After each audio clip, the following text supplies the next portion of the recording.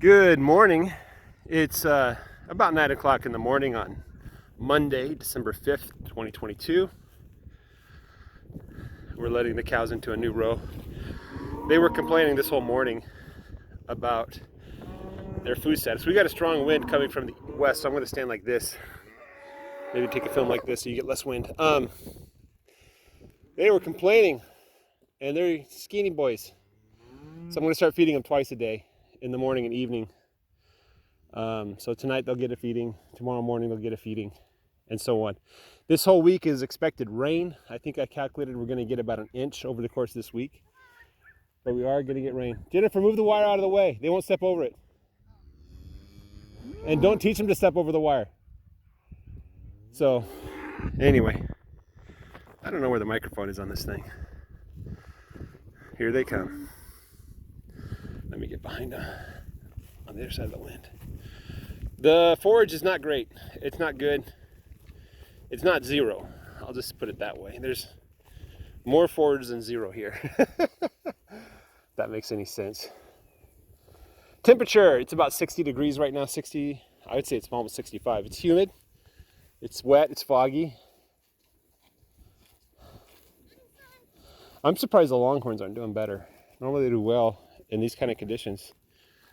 But I guess that they only do better when there's extra forage that they can take that the other cows won't eat.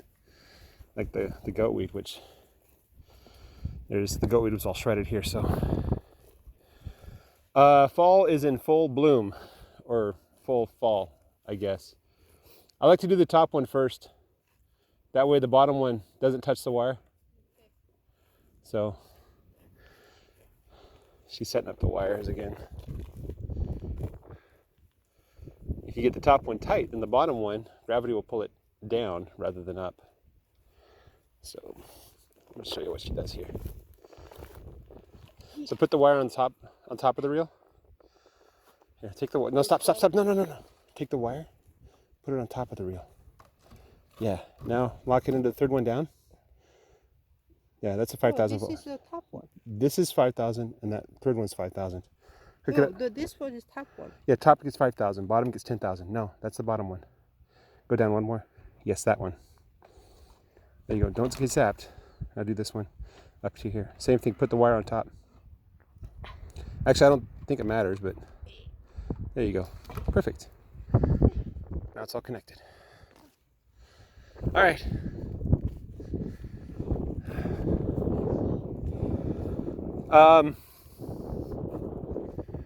If it weren't drought fallout, like if this were a normal year and the grass looked like this, I would get rid of half my cows.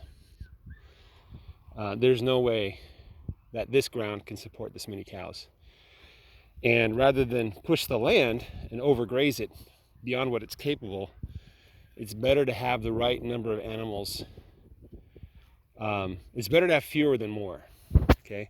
Now I'm gambling, and I'm gambling on my own expertise, which is a stupid idea because I don't have much expertise, but experience. But I'm gambling that this spring we're going to see grass growth that we haven't seen for a couple of years. And I'm trying to walk so that the wind doesn't get the camera. Because the wind is blowing on my ears. It's pretty strong. It's not very strong, but it's strong enough to make a loud noise. I'm gambling that we'll have a good spring, we'll have a good summer, we'll have a good autumn in 2023, and that the whole year I'll be wishing I had more cows, right? And so, yes, I'm probably overgrazing right now, but I am giving the grass plenty of chance to rest, and I'm feeding them, so it should be okay. If I had hay, I'd be feeding them hay and everything would be just fine. This amount of grass plus hay would equal happy cows.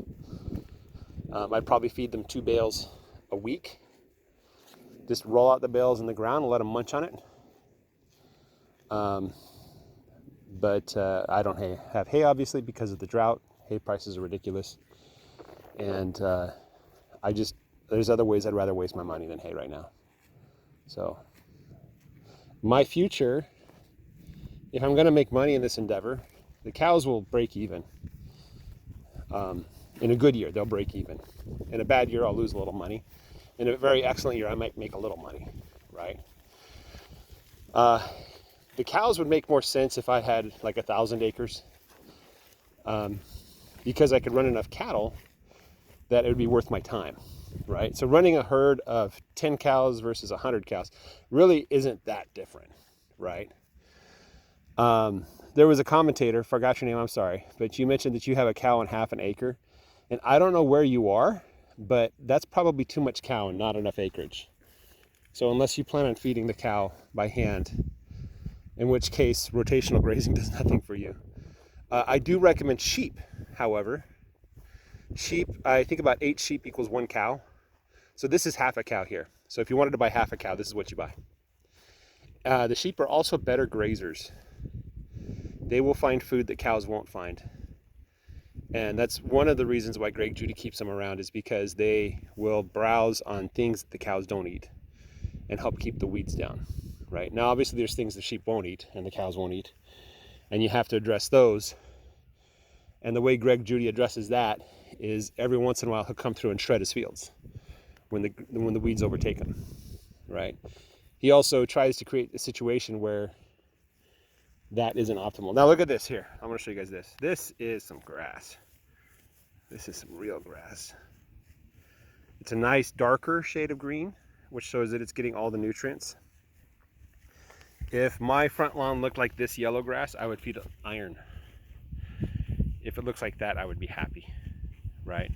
It could do better, right? But this is pretty good, especially because I didn't really do anything. I didn't feed it any fertilizer this year. Last year I put some what is it called? Lime down, right? And just what the cows naturally do, of course. So that's kind of where I'm at right now. All right, guys, signing off. Take care. Bye-bye.